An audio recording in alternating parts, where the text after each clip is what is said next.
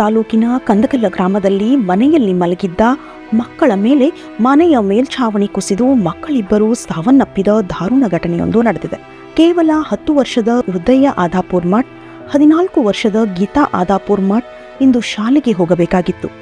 ಆದರೆ ಶಾಲೆಗೆ ಹೋಗದೆ ತಾಯಿಯ ಜೊತೆ ಮನೆಯಲ್ಲೇ ಉಳಿದ ಇಬ್ಬರೂ ಮಕ್ಕಳು ಮನೆಯಲ್ಲಿ ಆಟವಾಡುತ್ತಾ ಮಲಗಿದ್ದರು.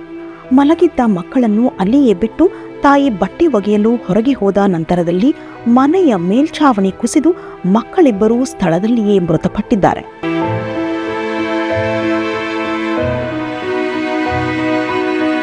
ಕೂಡಲೇ ಜಾಗೃತಗೊಂಡ ಗ್ರಾಮಸ್ಥರು ಮಣ್ಣನ್ನ ಬೇಗನೆ ಅಗೆದು ಮಕ್ಕಳನ್ನ ಉಳಿಸುವ ಪ್ರಯತ್ನ ಮಾಡಿದರೂ ಅವರ ಪ್ರಯತ್ನ ಫಲಕಾರಿಯಾಗಲಿಲ್ಲ.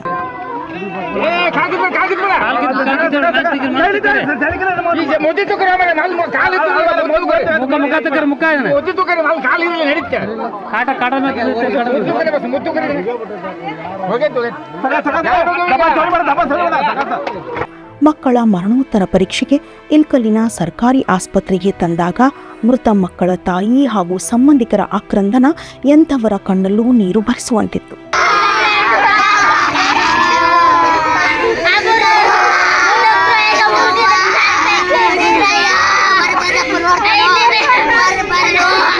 ಕಳೆದ ಹಲ ದಿನಗಳ ಹಿಂದೆ ಕಂದಕಲ್ಲ ಗ್ರಾಮದಲ್ಲಿ ಸುರಿದ ಧಾರಾಕಾರ ಮಳೆಯಿಂದ ಮನೆ ಶಿಥಿಲಗೊಂಡಿದ್ದೇ ಇದಕ್ಕೆ ಕಾರಣ ಎನ್ನಲಾಗುತ್ತಿದ್ದು, ಆಸ್ಪತ್ರೆಗೆ ಸ್ಥಳೀಯ ಶಾಸಕ ವಿಜಯಾನಂದ್ ಕಾಶಪ್ಪನವರ್ ಮತ್ತು ತಹಶೀಲ್ದಾರ್ ಭೇಟಿ ನೀಡಿದ್ದು ಮೃತ ಮಕ್ಕಳ ಕುಟುಂಬಕ್ಕೆ ಸರ್ಕಾರದಿಂದ ಪರಿಹಾರವನ್ನು ಕೊಡಿಸುವ ಭರವಸೆಯನ್ನ ನೀಡಿದ್ದಾರೆ. ಬೆಳಗ್ಗೆ ಸರ್ ಮಗಳು ಕೂಡ ಊಟ ಮಾಡಿ ಗಾಡಿ ಬಂದಿನ್ರಿ.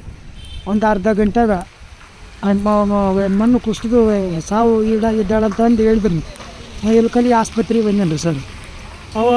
ಅದ್ರ ಮನೆ ಒಳಗೆ ಅವ್ರ ತಯಾರಿದ್ರಿ. ಹೊರಗಡೆ ಬರ್ರಿ ಅಂತ ನಾಷ್ಟ ಮಾಡಿ ಇಲ್ಲೇ ಮುಕ್ಕೊಂತೀನಿ ಅಂದ್ರಿ.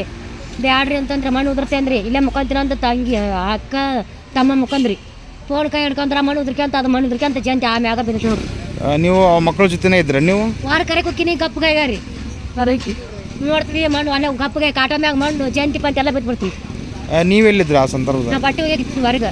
ಬಟ್ಟೆ ಹೋಗಿ ನೋಡ್ತೀನಿ ಒಳಗೆ ಜಂತಿ ಪಂತ ಎಲ್ಲ ಬಿದ್ಬಿಡ್ತೀವಿ. ಮನೆಗೆ ಬಂದಿದ್ರಿ 11 ಗಂಟೆಗೆ ರೀ. ಫೋನ್ ನೋಡಿ ಒಂದು ಅರ್ಧ ತಾಸು ಆಗೈತ್ರಿ. ಸೂದ್ ಬಂದತ್ರಿ ನಮಗೆ. ನಿಮ್ಮ ಮನೆ ಬೈದ್ರನ್ರಿ ನೀವು? ನಾವು ಬಾಡಿಗೆಯಲ್ಲಿ ಇಲ್ಲರಲ್ಲಿ ಬಂದಿದ್ರಿ. ಏನು ಅವ್ರು ಆಟ ಆಡಕತ್ತಿದ್ರನ್ರಿ? ಇಬ್ಬರು ಆಟ ಆಡಕತ್ತಿರ ದಿವಸ ಫೋನ್ ನೋಡಕತ್ತಿದ್ರು. ನಮಗೆ ಫೋನ್ ನೋಡಿ ಒಂದು ಅರ್ಧ ತಾಸು ಆಗಿತ್ತು. 11 ಗಂಟೆಗೆ ಬಂದ್ರೆ 11:30 ಸೂತಿ ಬಂದೈತ್ರಿ.